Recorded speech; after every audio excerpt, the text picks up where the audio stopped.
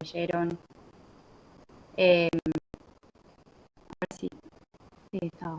Bueno, ya que hace mención Julieta al apunte, traten por favor para cada laboratorio de leer, de ver los videitos, o sea, traten de hacer un vistazo y un pantallazo de cada una de las cosas que la cátedra ha subido, porque es muy útil, pueden sacar las dudas en base a lo que han visto, y se aprovecha más.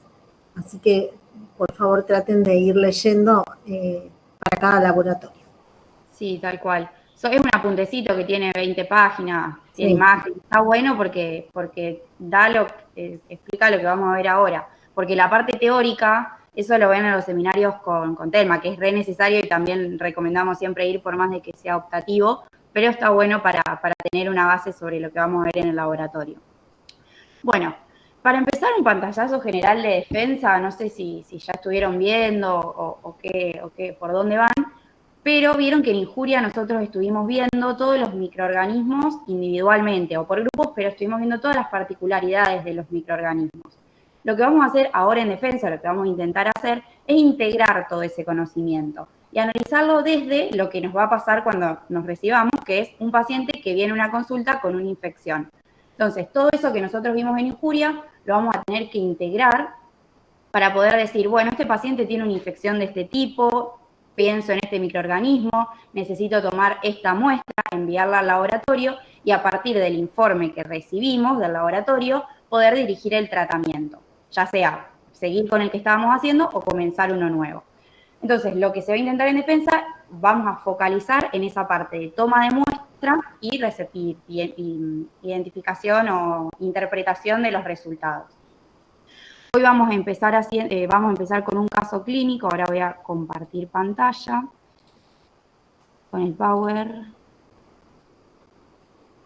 Repito lo que dijo Laura, que si quieren ir prendiendo los micrófonos, buenísimo, así nos vamos preguntando, respondiendo y lo vamos haciendo más dinámico.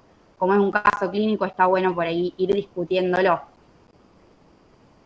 Bueno, este primer caso es bastante larguito porque vamos a ir retomando conceptos de bioseguridad, conceptos que ya vimos en Injuria, pero después los otros dos van a ir más rápido, así que tratemos de ir participando así se hace menos largo. Bueno, dice, paciente de 43 años que, se ve ahí, ¿no? Yo me mandé, pero... Sí, sí. Genial. Bueno, dice, paciente de 43 años que consulta por lesión eritematosa y caliente en glúteo izquierdo compatible con absceso. Refiere la colocación de un inyectable intramuscular en la zona por una lumbalgia hace 72 horas. Se realiza punción aspiración para toma de muestra y drenaje, esto sería una punción diagnóstico-terapéutica, y se obtiene material purulento que es enviado al laboratorio. Bueno, este problema lo podemos analizar con dos momentos. Hay un primer momento en donde el paciente tuvo una lumbalgia y se le tuvo que poner un inyectable. Eso no nos compete en este momento. Lo que sí nos compete es la nueva consulta de este paciente, que parece que tiene una lesión secundaria a este inyectable.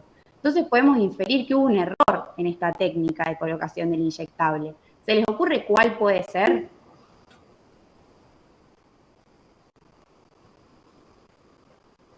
Teniendo en cuenta la clínica que este paciente tiene. ¿O con qué puede estar relacionada? Puede ser que no hicieron la asepsia del lugar en que iba a aplicar el inyectable y Claro. ahí, al no hacerlo correctamente, pudo ingresar algún microorganismo de la flora habitual de la piel y generó la infección. Exactamente, en este caso, el absceso. Exactamente, eso puede haber pasado, es decir, hubo un error en las medidas de bioseguridad. ¿Se acuerdan que habíamos hablado algo de bioseguridad el cuatrimestre pasado? ¿Se acuerdan qué era la bioseguridad?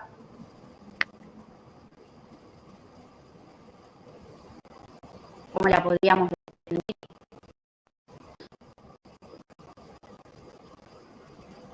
Hacía referencia a todas esas medidas o procedimientos que se tomaban para disminuir el riesgo. Ustedes saben que siempre que hacemos alguna intervención, algún procedimiento, siempre va a haber un pequeño riesgo porque es inevitable, pero nosotros podemos disminuirlo. Y tenemos ciertas medidas, como por ejemplo lo que mencionó la compañera, medidas de antisepsia. También tenemos otras. ¿Cuáles pueden ser? Usar guantes. Exactamente. ¿Qué otras? Una muy importante, que ahí en la pantalla algo aparece. El lavado de manos. Perfecto. ¿Se acuerdan qué tipos de lavado de manos teníamos?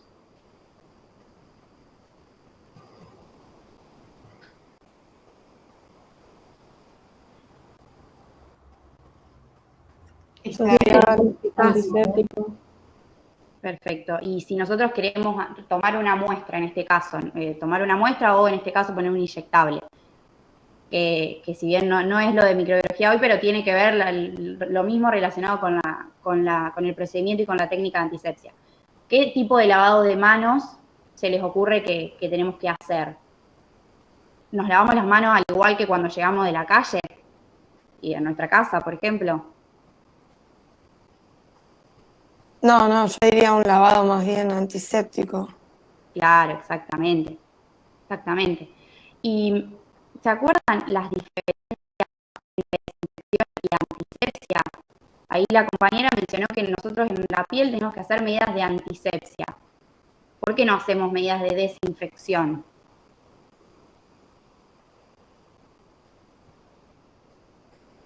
Porque la desinfección se realiza en objetos inanimados. Exactamente. ¿Y por qué es importante tener ese concepto? ¿Se les puede ocurrir?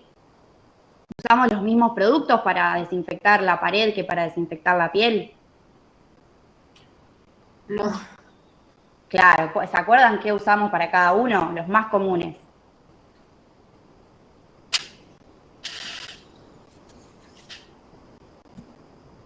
Para desinfectar, por ejemplo, una superficie inanimada, lo más común que se usa es el hipoclorito, la lavandina, mientras que para la piel lo más común es el famoso Pervinox o iodopovidona. Obviamente no podemos limpiar con lavandina la piel, por eso es importante saber la diferencia, porque se usan distintos productos.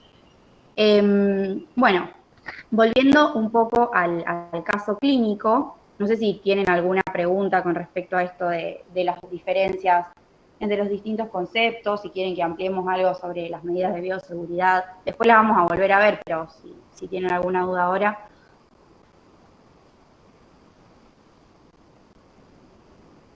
No, creo que no. ¿Cuál sería la finalidad, tanto de bioseguridad como de desinfección como de antisepsia?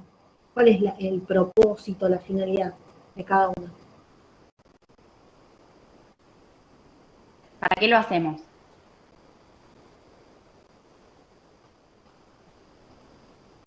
Ya dijimos que era para disminuir un riesgo, pero ¿de qué? ¿Qué tratamos de buscar? Para disminuir el riesgo de una posible infección. Claro, para disminuir lo que sería la carga de microorganismos que están presentes en los distintos objetos o en los tejidos. Exactamente. Bueno, ahí la compañera mencionó que este proceso que está en el caso clínico se pudo haber dado por la inoculación de microorganismos presentes en la piel del paciente. Ahí estamos hablando claramente de microbiota. ¿Se acuerdan qué era la microbiota? ¿Qué tipos de microbiota tenemos? ¿Cómo las podemos clasificar? En la piel, enfóquense en la piel. Sí, en la piel. Tenemos microbiota en muchas zonas del organismo, pero después cada una en particular las vamos a ir viendo cuando veamos los distintos aparatos. En este caso nos enfocamos en la piel. La microbiota es el conjunto de microorganismos comensales que tenemos a nivel, bueno, en este caso sería la piel, que lo que hacen, bueno, tienen muchas funciones, pueden funcionar como barrera, protección, ellos están ahí para también degradación por ejemplo, si llega un microorganismo, ellos compiten con este microorganismo para eliminarlo, evitan los patógenos, eso. Conozco dos tipos, que bueno, es la microbiota, la que es habitual y la transitoria. La habitual es la que tenemos siempre y la transitoria vendría siendo, por ejemplo, la que encontramos en un paciente que es internado y que adquiere microorganismos que están presentes en el hospital. A él no le van a generar algún daño, o posiblemente sí. Lo que es, por ejemplo, el médico que trata a este paciente que está internado, que tiene estos microorganismos en su flora transitoria, pueden sí hacerle daño a otros pacientes que el médico también esté tratando. Claro, perfecto. Esas son los dos tipos en los que tenemos que pensar, en una microbiota residente y en una microbiota transitoria. ¿Y se acuerdan cuáles eran los microorganismos que formaban parte de la microbiota residente, es decir, los que siempre están? Algunos. Que es importante saberlos porque si decimos que esto puede ser una infección por un microorganismo de la microbiota, bueno, ¿cuáles podrían ser? A nivel de la piel, principalmente los estáfilos y los Sí. estreptos. Muy bien. Y agregaría la pseudomonas. La pseudomonas es más relacionada al ámbito intrahospitalario, Sí. sobre todo. No está siempre en la piel. O no está principalmente. Hay otras que son muy frecuentes. Otros bacilos gram negativos. Está también el Corynebacterium. Bien, perfecto. ¿Y anaerobios tenemos?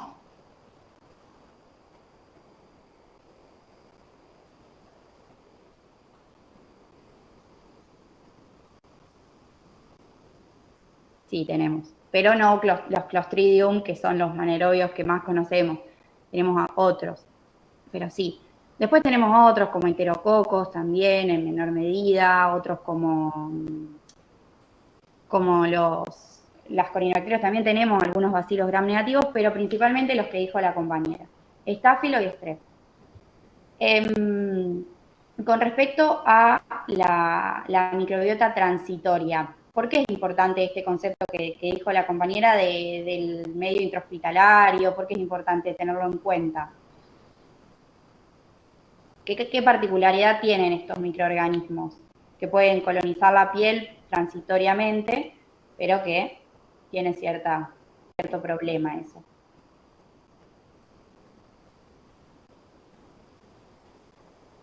Que son resistentes puede ser a los antibióticos, a los antimicrobicidas.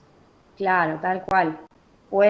Pues, justamente el riesgo, la particularidad reside ahí, en que no es lo mismo un paciente con una infección por un microorganismo de la comunidad, por así decirlo, a uno a un microorganismo del medio intrahospitalario. Y ahí toma relevancia lo que es el diagnóstico microbiológico con toda la prueba de sensibilidad a antimicrobianos que se realiza. Pero bueno, esos son conceptos importantes. Algo que me olvidé decir es que también la microbiota habitual, nosotros siempre nos mandamos a hablar de bacterias, pero tenemos que tener en cuenta que también hay hongos. ¿Se acuerdan cuál es el hongo por excelencia que forma parte de la microbiota? La cándida. Claro. Es re importante tener en cuenta eso, si bien hay otras levaduras, pero cándida es muy importante porque es el patógeno de los hongos más importante que genera infecciones oportunistas.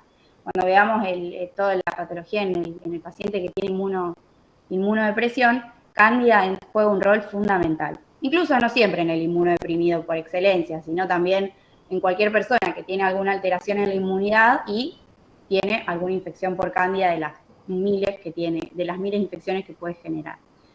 Pero bueno, entonces acá estuvimos hablando de la piel, de la función dinámica de la piel, que es esto de tener la microbiota, también la piel tiene distintas secreciones, cumple múltiples funciones. Pero también la piel tiene una función mecánica, que es la primera que se nos ocurre. Forma una barrera entre el exterior y nuestro organismo. Esta barrera siempre por distintas ocasiones tiene que ser dañada, entre comillas. Por ejemplo, cuando realizamos un inyectable o cuando tomamos una muestra por punción, vamos a dañar un poquito esa barrera. Cuando está dañada, el organismo está más susceptible a recibir noxas desde afuera, y en este caso estamos hablando de los microorganismos. Pero entonces, teniendo en cuenta que poner un inyectable o tomar una muestra es un proceso que debemos hacer, que es necesario, que es inevitable, y teniendo en cuenta también de que el riesgo está en nuestra responsabilidad hacer la mayor cantidad de medidas de antisepsia que tengamos a nuestra disposición posible para disminuir ese riesgo. Un poquito siempre hay, pero nosotros debemos tratar de disminuirlo al máximo. ¿Se entiende eso? No sé si queda claro. Ahora vamos a seguir avanzando.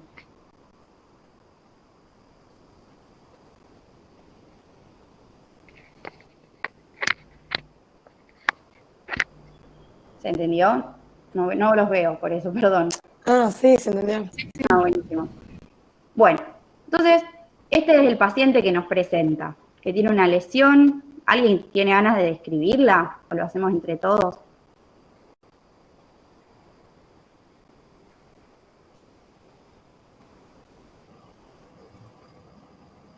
Semiológicamente, ¿cómo la vemos así a simple vista?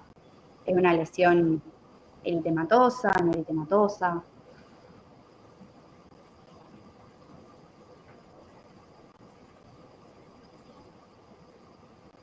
Bueno, vemos que tiene claros signos de flebosis, es un proceso inflamatorio, seguramente esté ocurriendo acá.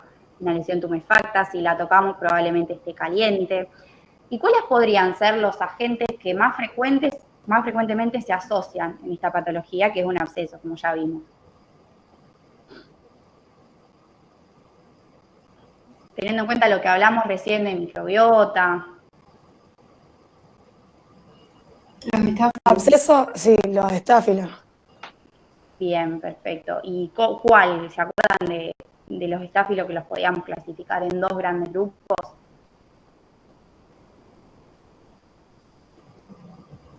Los coagulasa positivos, el estafilococcus aureus. ¿Y los otros? ¿Uno positivo? ¿Los otros te referías al estrepto o a los coagulasa negativos? Sí, exactamente. Dentro de los cuales tenemos el epidermidis como el más importante. Pero bueno, sí. ¿Y algún otro puede causar esta patología? Si bien ya dijeron el más importante, pero pensar en algún otro. Se me ocurre el Streptococcus pyogenes, pero no genera patologías tan abscedadas como el estáfilo. Claro, sí, puede ser, pero no, en este caso no. Algún anaerobio podría estar mezclado también, mezclado en criollo, ¿no? Podría estar implicado. Piensen que es una lesión cerrada, que no está abierta. Entonces,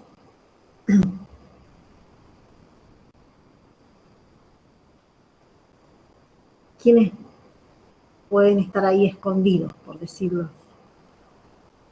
No hay oxígeno ahí adentro, no hay demasiado oxígeno.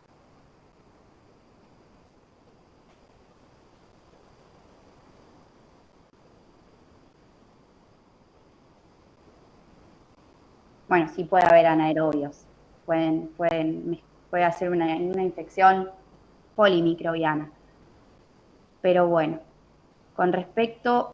Aparte piensen, la zona es el glúteo, está muy próximo al ano, ¿eh? Y en el intestino hay microorganismos anaeróbicos que si no está bien realizada la antisepsia de la piel, se pueden vehiculizar y penetrar. Claro. Ustedes ven esta lesión, ¿qué hacen? ¿La tratan? ¿Piensan que tienen que tratarla o que no la tienen que tratar? Y si la tienen que tratar, ¿qué podemos realizar para tomar la muestra?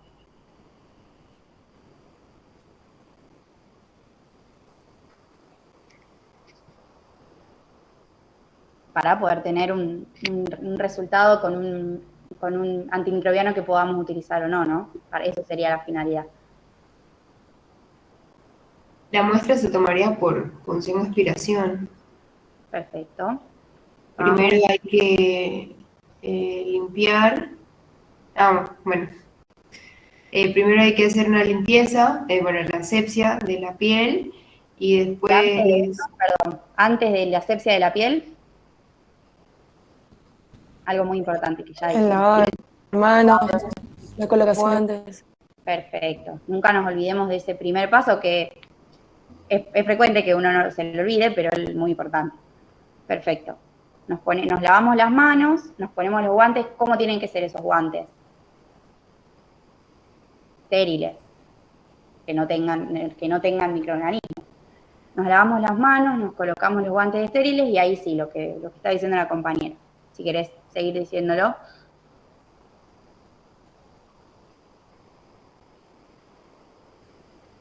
Nada, decía que la punción de aspiración se hace por piel sana y en el caso de que...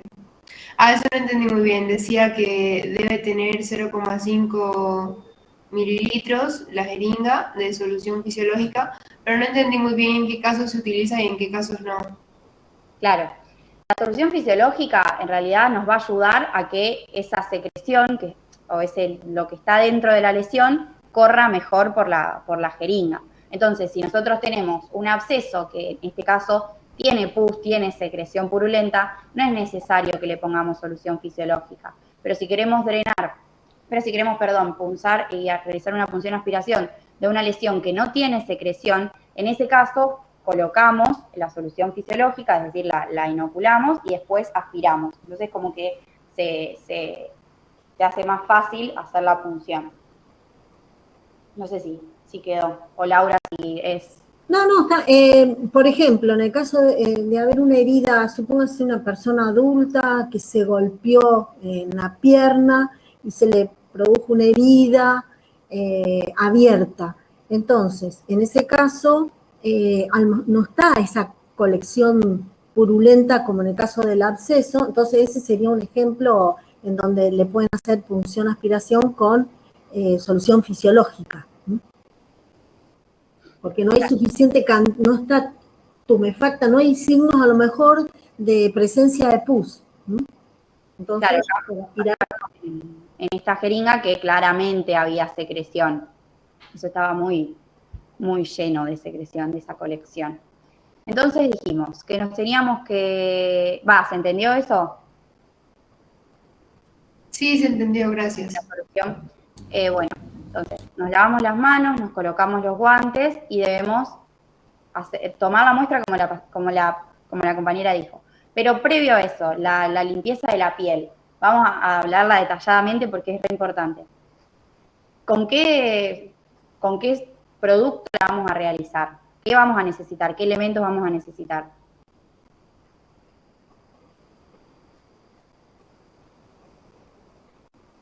Iodopovidona. Sí, perfecto. ¿Qué más? Para pasar la iodopovidona.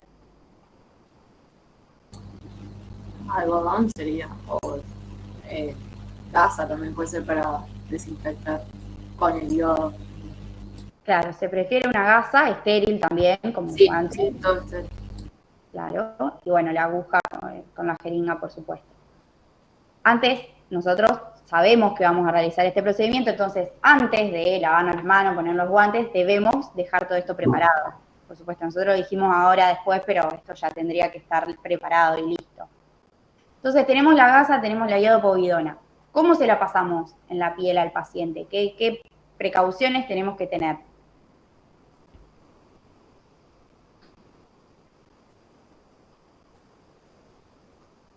La gasa tiene que ir del centro a la periferia y hay que dejarla secar.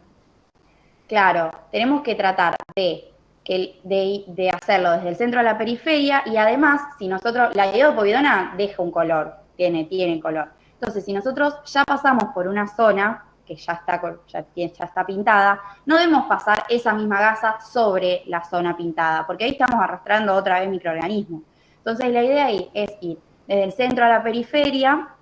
Si tenemos que volver a alguna zona, agarramos otra gasa estéril, le ponemos otra vez iodopovidona, nuevamente lo pasamos, pero con una gasa nueva. Y también es importante saber que cuanto más pintemos, cuanto más cubramos con la iodopovidona, más seguro va a ser el proceso. Tampoco vamos a pintar al paciente todo el cuerpo para una inoculación, ¿no? Pero es importante, sí, no hacerlo solamente en el lugarcito donde vamos a poner la aguja. También se pueden utilizar estos campos fenestrados, que dejan libre solo la zona en donde se va a realizar la punción. Bien.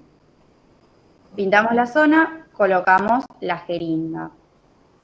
Colocamos la aguja con la jeringa desde el lado sano, eso es muy importante. ¿Por qué piensan que no podemos agarrar el pus que le sale al paciente, que sería buenísimo si esta lesión, por ejemplo, drenara, nosotros podemos agarrar el pus y mandarlo? ¿Por qué eso no se realiza?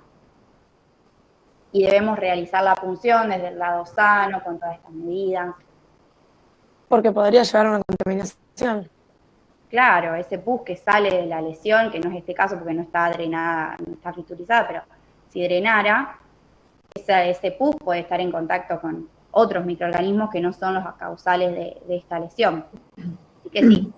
Y supongan que tienen, como habían, supongan que tienen una herida abierta, como habíamos charlado antes. ¿Cómo tomarían la muestra ahí? De una persona, como habíamos dicho, que se golpeó, se le abrió, se le abrieron los tejidos, o sea, la herida está abierta. ¿Cómo tomarían la muestra?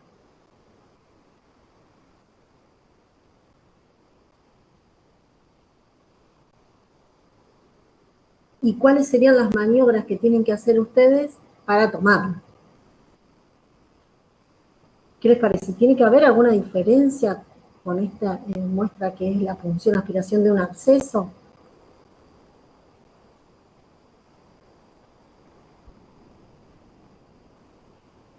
¿Qué otra forma puede haber de tomar una muestra, aparte de punción aspiración?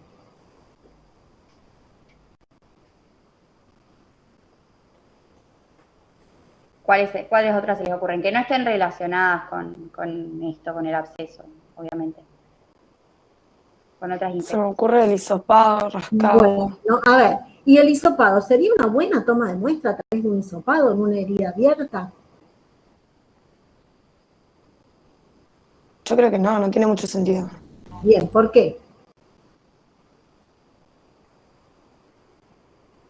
Y porque al encontrarse abierta implicaría mucha, como que ya está en contacto con el medio. Claro, o sea, Entonces ya implicaría un tipo de ¿entraría en contaminación. contacto con quiénes? Si está abierta. Con los microorganismos de la microbiota de la piel, Claro, por ejemplo. entonces allí estarían aislando microorganismos que a lo mejor no están implicados en ese proceso infeccioso. Entonces, también se hace por punción aspiración, partiendo también de parte sana, pero en una herida abierta hay restos de tejido, puede haber sangre. ¿Qué hay que hacer previamente? Ahí nosotros tenemos todos los restos de tejido, tenemos la sangre. Ahí pasamos la iodopovidona solamente. Claro, le van a echar la iodopovidona, o van a hacer el mismo proceso, las mismas maniobras que con la gasita van en forma centrífuga. O previamente si hay sangre o restos de tejido, ¿qué es lo que tienen que hacer? Arriesguen, no importa. Si no está bien. Puede ser un lavaje por arrastre. No, vos sabés que no te escuché, perdón. Dije un lavado por arrastre. Claro, perfecto. ¿Con qué? A ver, ¿con agua y jabón o con otro producto? Puede ser con suero fisiológico. Perfecto. Ahí sí van a echar unos chorritos de suero fisiológico para limpiar, para eliminar restos de tejido, porque estarían interfiriendo y no se seca. Hay que esperar que se seque al aire para después tomar la muestra. Pero esa sería la maniobra para poder tratar de eliminar los restos de tejido a través del suerito fisiológico. Perfecto. Claro. Si vemos suciedad visible, solución fisiológica, y después, sí, cuando tenemos esto seco y la zona más limpia, ahí hacemos esa antisepsia para sacar lo que no vemos, que son esos microorganismos presentes en la zona. Ahí sí, van a hacer lo mismo que con la punción aspiración del absceso del glúteo. Claro. Partiendo también de parte sana. Eso, claro. Igual. Primero lo visible y después hacemos todas estas medidas. Bueno, ya sabemos que tenemos la Función aspiración, tenemos todas las medidas, tenemos todo eso en cuenta, la mandamos al laboratorio. ¿Pero qué le hacemos a esta muestra? ¿Qué pedimos que le hagan? ¿Diagnóstico, un procedimiento directo, indirecto? ¿Qué se les ocurre? Es importante acá la sospecha que nosotros tenemos. Es importante siempre saber qué microorganismo o microorganismos estamos sospechando para poder decir, bueno, si busco tal, esto se diagnostica por tal procedimiento. En este caso,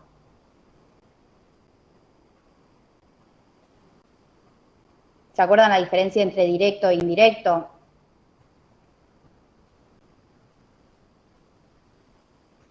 Que directo buscábamos al microorganismo o alguna parte de ese microorganismo, mientras que en el indirecto buscábamos la respuesta que ese microorganismo generó en nuestro cuerpo. Entonces, buscamos anticuerpos. ¿Se este caso, enfocarían acá o se enfocarían en esta otra parte? claro, ¿directo o indirecto? Ah, yo me enfocaría en directo. Yo también, directo. Perfecto. Y si nosotros sospechamos estos microorganismos que dijimos que eran aureus, bueno, podían ser otros, pero principalmente sospechamos los estafilococos, ¿vale la pena hacer una investigación molecular, buscar por PCR el microorganismo o qué otro procedimiento podemos hacer? ¿O qué No, contamos? vamos a hacer el cultivo. Podemos hacer un cultivo y antes de eso, Un gram. perfecto. Perfecto. ¿Algo más aparte del cultivo y el gram?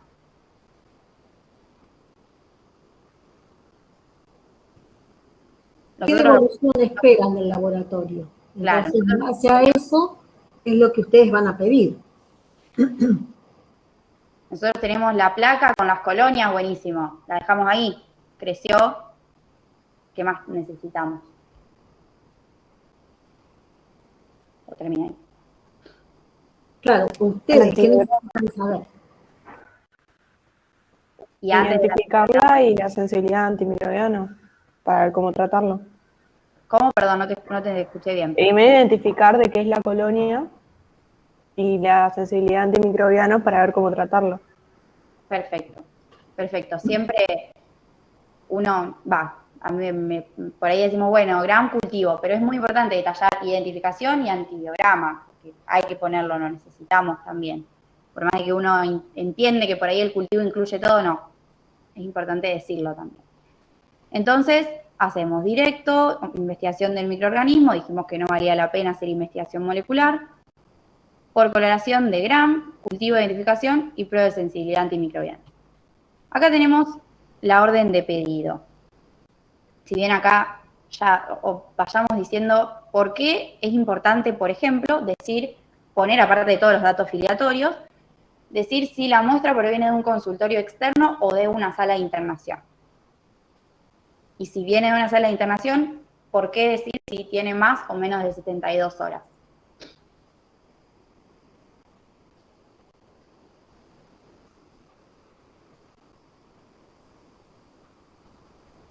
¿Se acuerdan de lo que habíamos hablado hace un ratito?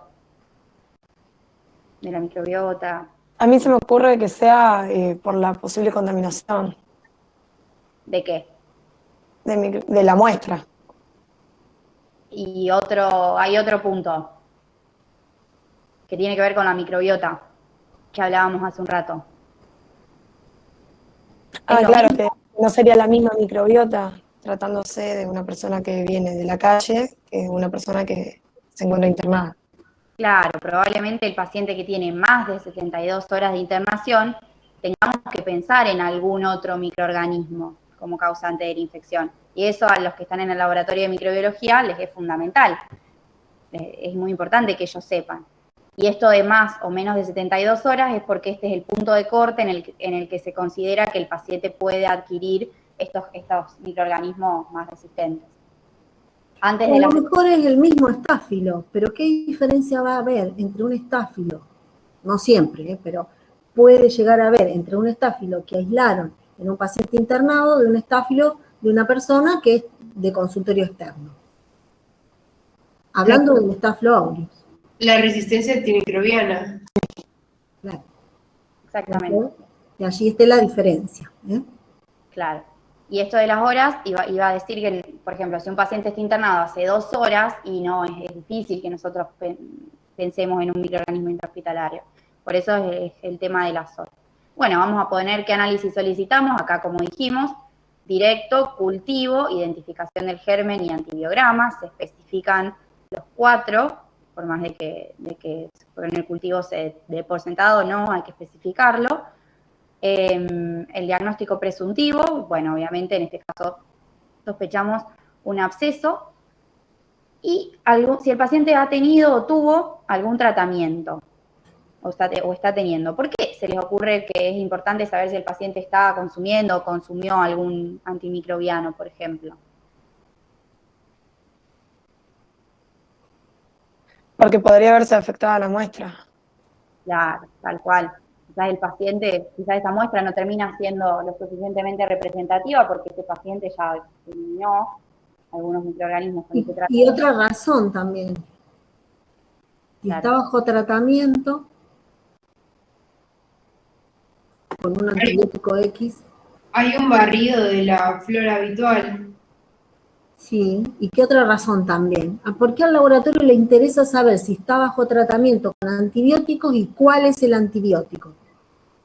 Que ustedes tienen que detallar eso en la orden de pedido y relaciónenlo porque al laboratorio le interesa ese dato. Que, digamos, a ustedes también les importa saberlo, ¿eh? No es porque solamente al laboratorio.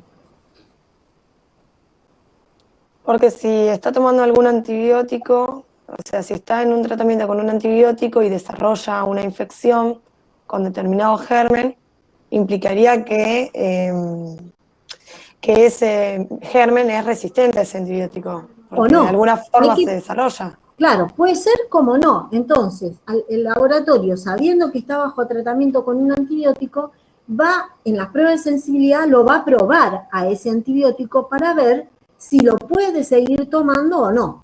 ¿Mm? Dentro de los disquitos lo va a incluir, porque el médico le dice que está bajo tratamiento con ese antibiótico X. Entonces, lo van a corroborar desde el laboratorio para ver si puede seguir con él o no. ¿Mm? Claro. Entonces, lo tenemos que poner. Obviamente, si el paciente tiene comorbilidades, por ejemplo, si es un paciente inmunodeprimido, lo tenemos que detallar. Si es una paciente embarazada también, porque no se puede hacer el mismo tratamiento antimicrobiano en una paciente embarazada en una que no. Recuerden toda la clasificación de los fármacos en el embarazo. Y bueno, algún otro comentario que creamos pertinente para el microbiólogo, que lo pueda ayudar lo más posible a interpretar esos resultados, que después nosotros vamos a terminar de interpretar, por supuesto. Bueno, seguimos. Nos viene en el GRAM se observó esto. ¿Cómo podrían describir esta imagen?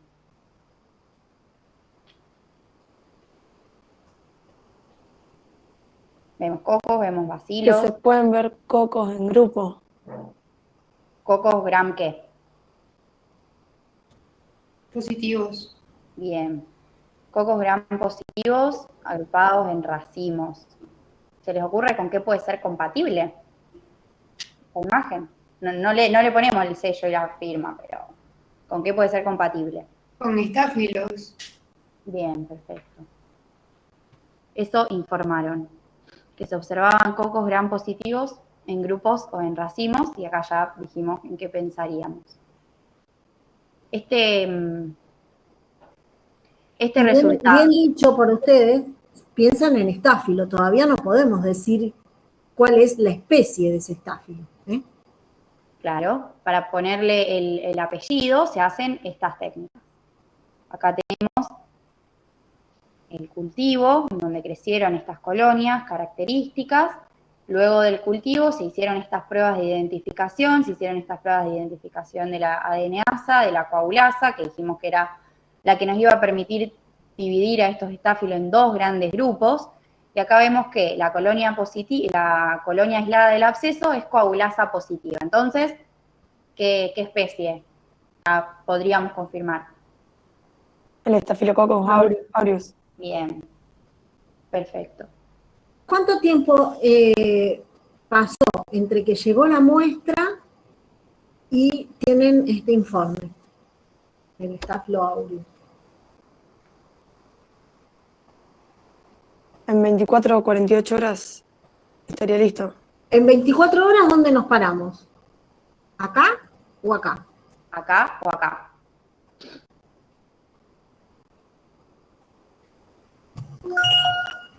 Perdón, no sé qué marcaron, pero supongo que Acá, esta placa.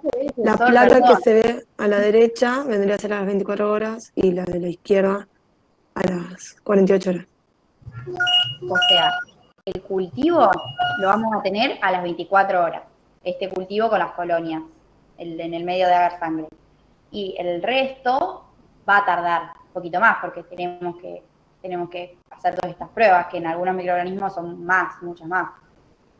Entonces, ahí ya tenemos mínimo 48 horas.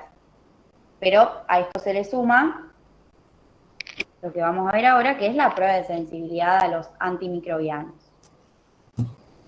¿Se acuerdan en qué consistía, cómo se realizaba? ¿Cuál es la técnica que está acá? ¿Qué técnicas teníamos para estas pruebas? Que eran dos principalmente.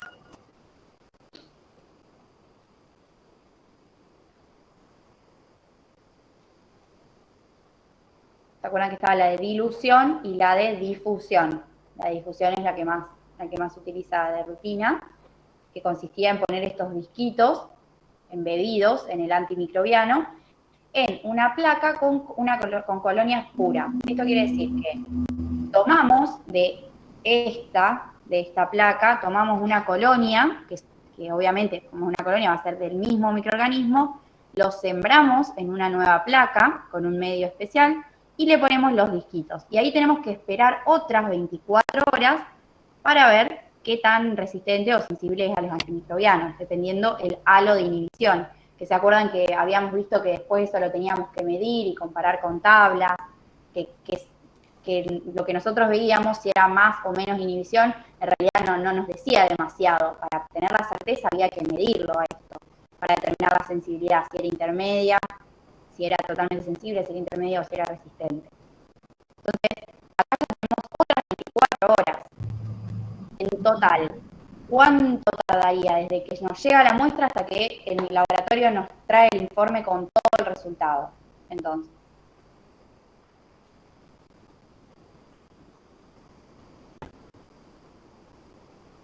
Unas 72 horas. claro. Sí.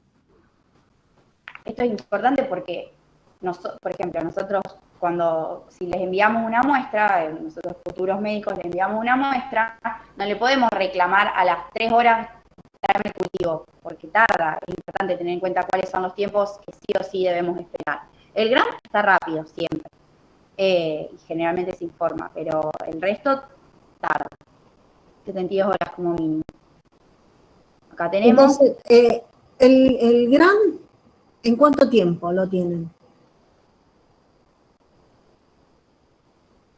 Ustedes están trabajando en un medio hospitalario, mandaron la muestra, ¿y en cuánto tiempo van a poder ir a golpear la puerta al laboratorio de microbiología a ver qué noticias tienen del GRAM?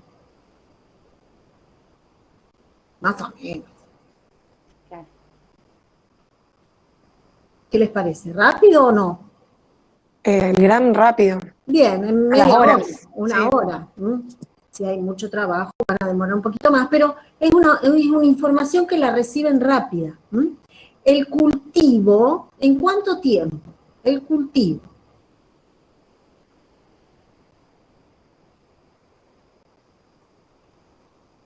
En 24. Bien, Sí. 24 o 48 horas, porque a veces hay poquitas colonias, por lo general en 24 horas los estáfilos crecieron, pero uno dice entre 24 y 48 horas. Y ahora, el resultado definitivo, que es lo que a ustedes les interesa, ¿en cuánto tiempo? Ya lo dijeron, pero para que quede bien clarito. 72 horas. Perfecto. Bien. A las 72 horas tienen el informe con ya la identificación, o sea, ahí sí viene el nombre y el apellido de género y especie, sería del microorganismo, y las pruebas de sensibilidad.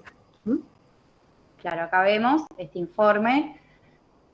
Se observan cocos gram positivos en grupo en racismo, que era lo que ya habíamos visto. Se aísla y se identifica y se obtuvo desarrollo de, acá deberíamos completar con Staphylococcus aureus. Se realizó la prueba de la sensibilidad de los antimicrobianos, acá nos muestra los disquitos, sensible a estos a estos antibacterianos y resistente a estos dos. Que estos dos siempre se van a poner al lado y se deben probar al lado. Eso no sé, Laura, si me lo puedes Yo explicar. te lo explico porque después, digamos, para el futuro ustedes van a tener que conocer, porque a veces en el informe les va a decir resistente a clinda y a eritro, o de test positivo. ¿Qué quiere decir? Que si el microorganismo es resistente a clinda, perdón, a eritromicina, induce de alguna forma la resistencia a clinda. Si no se hubiesen puesto juntitos estos dos disquitos de antibiogramas, eritromicina y clinda, no, la eritro no induciría porque estaría lejos. Induce la aparición o la manifestación de la clindamicina. Ven acá que el halo está achatado, no está redondito. Entonces, quiere decir que la eritromicina induce a que se manifieste también la resistencia a clindamicina. Que si yo le hubiese puesto la eritro acá y la clinda, supónganse acá, lejos, no me da achatamiento, me va a dar un halo de sensibilidad bien redondito, y entonces no se pone de manifiesto. ¿Por qué? Porque esta resistencia es inducible. Si yo no lo pongo cerca, no lo induce y no fenotípicamente no se ve. Entonces, por eso fue informada la resistencia a clinda y a eritro. No sé si fui clara, si no me aclaran, y lo vuelvo a... Ahora, digamos, bueno, es un mecanismo que se pone de manifiesto así, fenotípicamente. Por eso, desde el laboratorio hay ciertos antibióticos que sí o sí lo tengo que poner este al lado de este otro, o este en el medio de estos otros dos, depende, ¿no? De lo que quiero hacer ver o que se manifieste la resistencia. Claro. Y esto puede estar informado así o como D-test, y por eso, ¿a qué hace referencia con D-test? Bueno, a esto. Si en el informe viene, en lugar de decir resistente, porque tiene un halo de inhibición, pero está achatado. Entonces, ¿por qué está achatado? Porque el eritro indujo la aparición de la resistencia también, de esta forma. Se visualiza así. A lo mejor en el informe no viene así redactado, sino dice en resistencia DT positivo.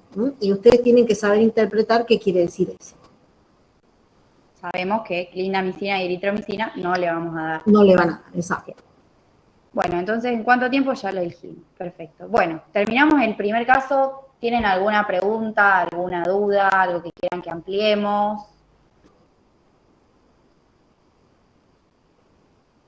No, creo que no. Bueno, si surge algo, me interrumpen y lo vemos, no hay problema. Bueno, problema 2. Hay un paciente de 21 años que está internado en UTI por haber padecido un accidente de tránsito. Un antecedente importante. Durante la internación, una herida en muslo izquierdo presenta signos de infección de rápida evolución. Se le realiza toma de muestra por punción aspiración y se remite el material al laboratorio. Esta es la paciente. ¿En qué patología podríamos pensar? Acá quizás se le hizo una fasciotomía, es decir, se abrió esta paciente porque tenía algún proceso que estaba realizando una compresión, pero ¿en qué patología pensaríamos o qué agentes podrían generar patología en este caso?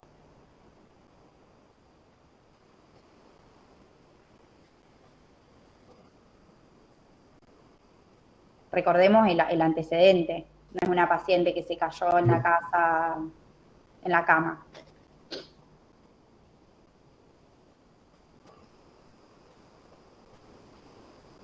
Tuvo un accidente de tránsito, probablemente terminó en el piso, con tierra. Y a mí se me ocurre, al ser una herida abierta, que lo podría estar afectada por una bacteria anaerobia como el Clostridium tetani, o bueno, no sé si a alguien más se le ocurre algo. Perfecto, sí. Clostridium tetani, ¿qué otro?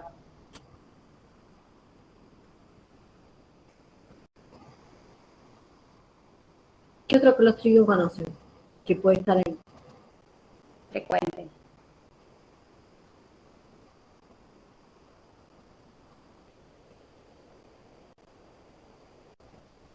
Que también podría generar intoxicación alimentaria. Piensen en una bacteria. Si son Clostridium, ¿son aeróbicos o anaeróbicos? Anaerobios. Bien. Anaeróbicos, bien. Y fíjense qué deterioro de los tejidos. Afectó no solamente a la piel, la epidermis, la dermis, fue más abajo. La barrera de la Los piel, glandos, dijimos, tejido, no está. músculo, fascia. El Clostridium perfringens. Bien, Sí. que tiene un montón de enzimas destructoras de tejido. Perfecto. Anaerobios, también podría haber aerobios. Generalmente estas suelen ser polimicrobianas, ¿se acuerdan? Bien. Y teniendo en cuenta eso, ¿qué método, cómo lo buscaríamos? También por directo. Bien. ¿Qué pedimos? ¿Investigación del microorganismo o molecular? No, yo iría a investigación de microorganismos. Bien. Iría Gram Ujú. y cultivo con identificación y sensibilización antimicrobiana. Bien, hacemos una PCA. Y bueno, ahora vamos a ampliar un poco más de esto, pero ¿qué particularidad tenemos que tener en el cultivo que debemos especificar?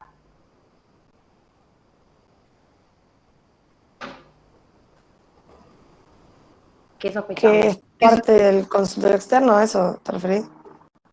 Sí, pero con respecto al cultivo, un dato muy importante en este caso. Debe ser un cultivo especial para anaerobios. Bien, perfecto.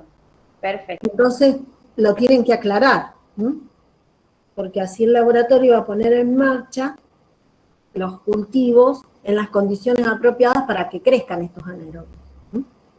Bien, ahora vamos a ver bien eso. Bueno, acá tenemos, bueno, otra vez tenemos la orden de pedido, ponemos los mismos datos, acá vemos que esta paciente se aclara, que está en UTI, que tiene más de 72 horas de internación por todo lo que vimos, pedimos el GRAM, pedimos el cultivo, pedimos la identificación del germen y antibiograma, y aclaramos que un cultivo tiene que ser para anaerobios. ¿Por qué? Porque sospechamos infección de partes blandas por el antecedente de tránsito e internación. En este caso, recordemos que si la paciente tiene algún tratamiento, alguna comorbilidad, también lo tenemos que poner. Pero bueno, en rojo, muy importante, el cultivo para anaerobios. Bueno, ¿cómo tomarían la muestra y qué precauciones hay que tener hasta que llegue al laboratorio de microbiología? Teniendo en cuenta que es anaerobio.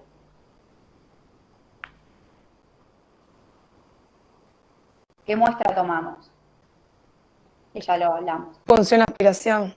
Bien. Y bueno, primero limpiaríamos con la iodopovidona y lo importante es que no entramos por donde está la lesión porque bueno, la punción aspiración se ingresa por piel sana. Entonces ingresamos por fuera y punzamos hasta llegar a donde está lesionado. Y se extrae todo el pus que podamos. El material, bien. Y antes de eso, Sí. recordemos que si tiene sangre o tiene algo visible, solución fisiológica, barremos todo y Sí. después recién lo que vos mencionaste. Nos lavamos las manos, nos ponemos los guantes, todo eso. Sí. Bien. Y una vez que tomamos la muestra, ¿la mandamos así, abierta, al laboratorio de microbiología, nos tomamos nuestro tiempo o qué tenemos que tener en cuenta? No, la jeringa tiene que estar tapada y no debe haber presencia de aire. Y también tiene que ser enviada rápidamente porque si no se van a morir, se pueden morir los anaerobios. Bien, perfecto. Acá vemos 3 puntos importantes. Lo que dijeron, Jeringa tapada y sin aire, porque si entra aire no se mantiene la viabilidad. Lo antes posible, porque si pasan más de 2 horas, ese es el máximo de viabilidad, hay que tenerlo en cuenta. Si pasan más de 2 horas, poco probable que encontremos anaerobios en la muestra. Y también, importante, que no se deben poner en la heladera, como sí podemos hacer con otras muestras. En este caso, no. Sacamos la muestra, la mandamos lo antes posible al laboratorio, no la ponemos en la heladera ni la refrigeramos en ningún lado. ¿Quedó claro esto? El tiempo máximo es de 2 horas, máximo, pero esto es lo que, digamos, esto es lo que importa, lo antes posible, porque dentro de esas 2 horas, si nos aproximamos a ellas, menor posibilidad de rescatarlos. Claro. Bueno, la mandamos lo antes posible con todas estas precauciones y se informa este gramo. ¿Cómo la podríamos describir? Al igual que hicimos con la otra.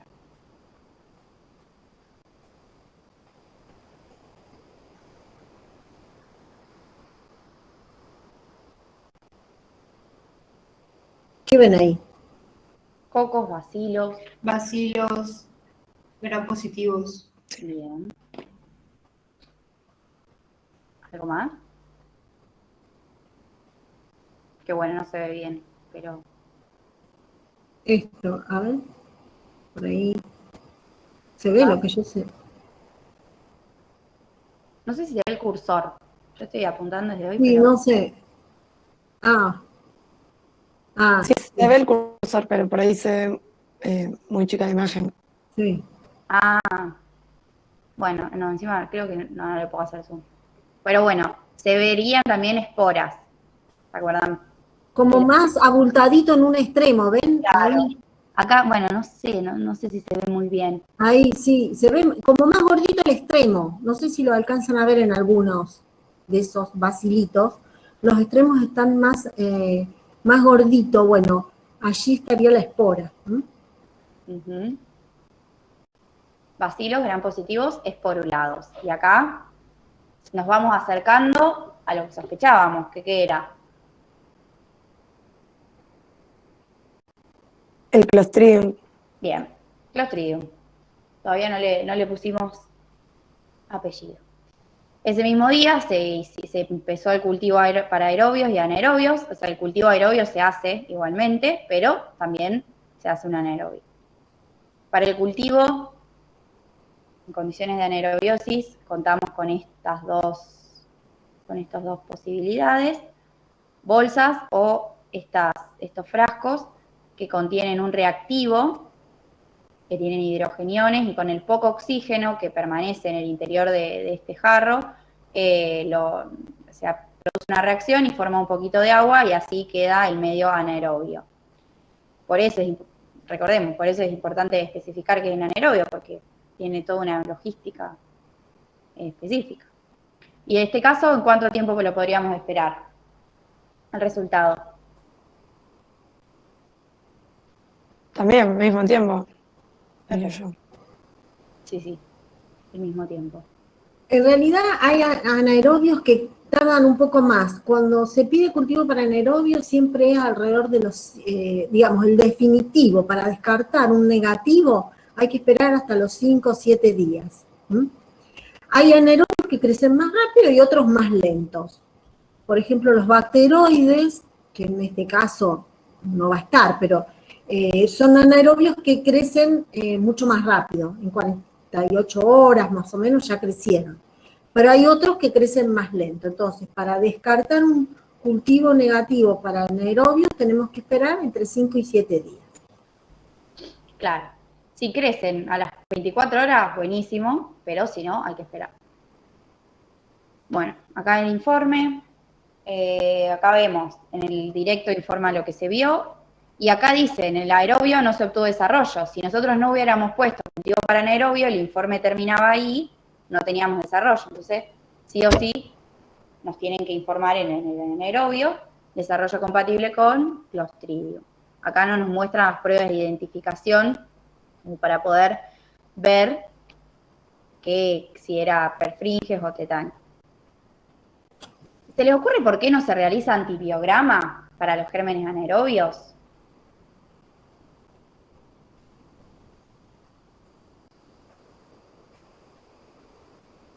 Porque creo que lo habíamos dicho al principio, pero, o sea, en el esquemita del diagnóstico, pero yo me equivoqué, no se realiza antibiograma, no se pide.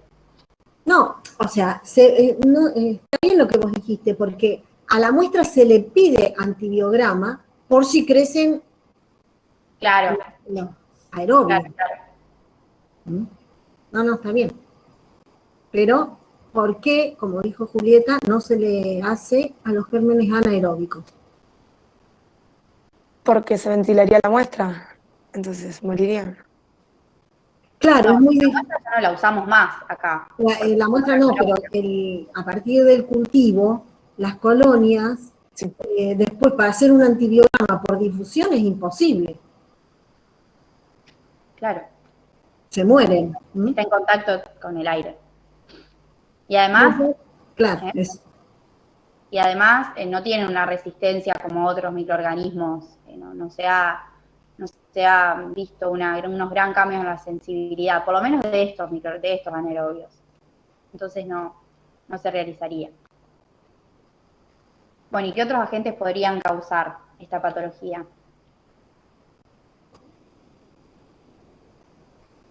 Aparte de los Clostridium, ¿decís? Claro. Y alguno de la microbiota habitual de la piel. Sí, podrían Bueno. estar implicados. ¿Y cuáles? Claro. Hay algunos que a veces salen hasta en las noticias y con un título así bien de la prensa amarilla, la bacteria, ¿cómo se la llama?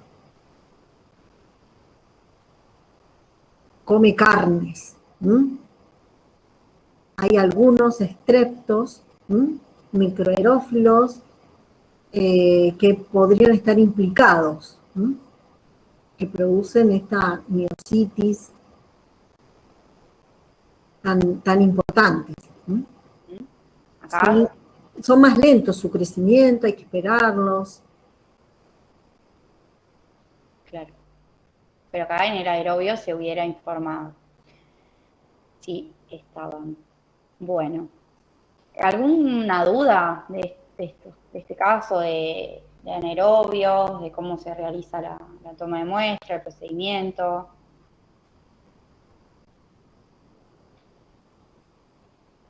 Y ya pasamos al último, que más corto. No hay ninguna duda. Bueno, yo entendí todo. Bueno, seguimos. Sí, Bueno, mi parte tampoco. Bueno, en este problema tenemos una paciente de 20 años de edad que consulta por un cuadro clínico de 15 días de evolución caracterizado por la aparición de múltiples lesiones hipopigmentadas en el tronco, espalda y pecho, no pruriginosas ni dolorosas. Como antecedente de jerarquía refiere un cuadro similar el año pasado, también en el verano. Niega antecedentes patológicos de relevancia, salvo tratamiento por acné. Acá vemos a la paciente con estas lesiones. ¿Qué pensamos que tiene? ¿Qué patología? Una pitiriasis vesicolor Bien. por el Manacesia furfur. Bien, sí. A veces son más claritas que el tono de la piel y a veces pueden llegar a ser más oscuras. En este caso son más claras. Claro. Acá, en esta presentación de caso, tiene un montón de información que nos hace pensar en esa patología. Las lesiones hipopigmentadas, que bueno, las vemos. No pruriginosas, no dolorosas, refiere que ha sido un cuadro recurrente en el verano, tratamiento por acné, lo asociamos a una piel más grasa. Entonces, claramente vamos a pensar en eso. Si bien en el verano, vieron que siempre se asocia más al verano, pero es porque generalmente, algunas personas más que otras, la piel se broncea y salen a la luz o se ven mucho más por el contraste de estas lesiones, pero suelen estar durante todo el año. Pero como no pican, no duelen, no generan sintomatología ni respuesta inflamatoria, pasan bastante desapercibidas. En este caso es muy extensa la lesión, pero bueno, si son por ahí manchitas más chiquitas, pueden pasar más desapercibidas. Bien, entonces pensamos en pitiriasis versicolor. ¿Cómo redactamos la solicitud del análisis? ¿Qué muestra tomamos?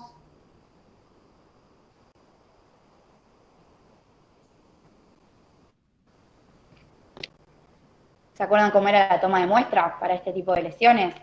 Ya no hacemos función aspiración.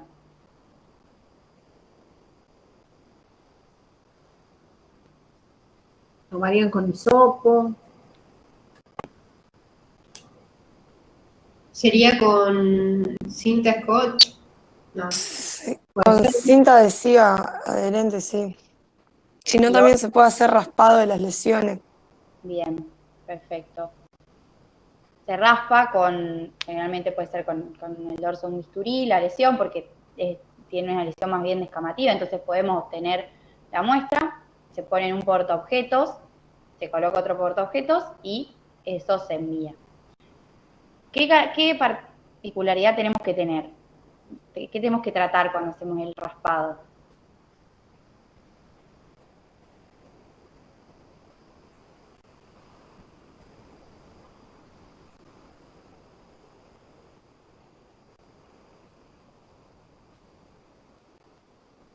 De tomarlo más del borde de la lesión, tenemos que tratar de eso. Bueno, ¿hay alguna precaución que tenemos que tomar para transportar, conservar la muestra? ¿Cuándo podemos esperar el resultado del laboratorio? ¿Cuánto crece? O vemos.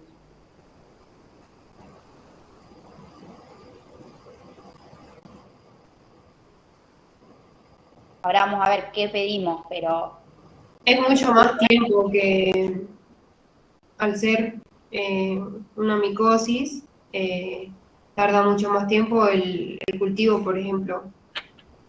Sí, pero en realidad la observación en fresco, el gram sería, es más rápido. Ojo, que Gram no.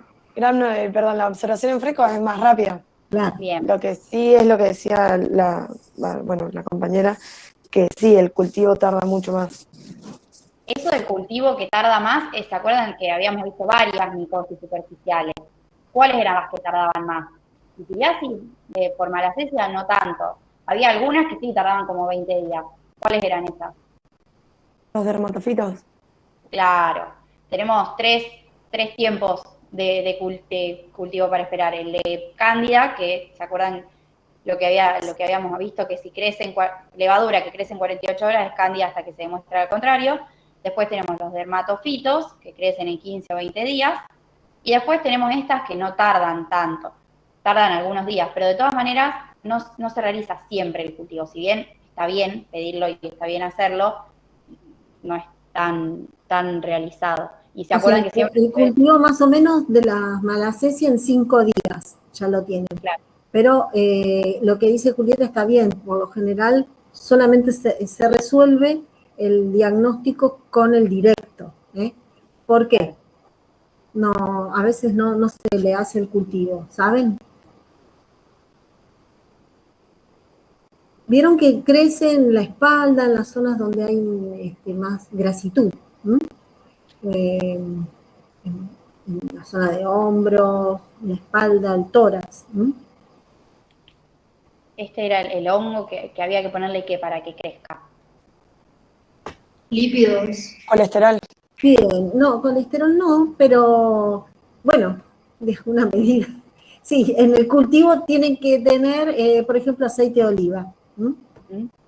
Bueno, y no es fácil que cualquier laboratorio tenga, pero resuelven el diagnóstico con lo que se observa en el microscopio, con el fresco, porque son muy patognomónicas cuando se observa al microscopio. Bueno, ahora lo van a ver. Sí, bueno, entonces, ya dijimos, vamos a hacer un directo, obviamente, vamos a observarlo por observación microscópica en fresco. Podemos pedir el cultivo, obviamente. Acá vemos que se pidió esto. Plan micológico, directo, cultivo y identificación. Acá faltan algunos datos, ¿cómo lo agregarían? ¿Qué más deberíamos incluir? Datos filiatorios. Bien.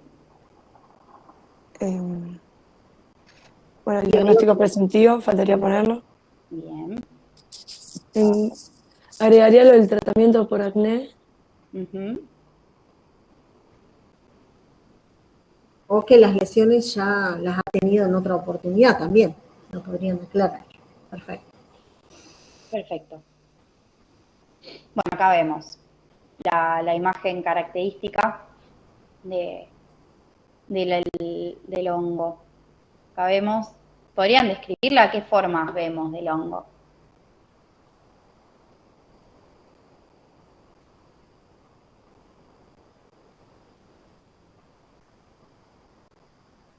¿Es un hongo filamentoso o levaduriforme?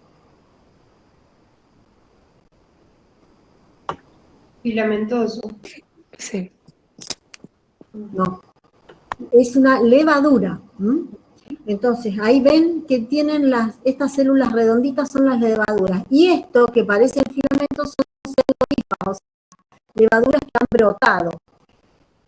Claro, es una típica imagen, había leído una vez, en espagueti con albóndigas. ¿Se ven las levaduritas? Está bueno eso. Bueno, si no me lo olvidé más. Las Bueno, levaduritas con la y las cebolla. levaduras tienen los bordes bien gruesitos, los ven bien marcaditos. ¿Y por qué las veo azul? Y no digo que es una coloración.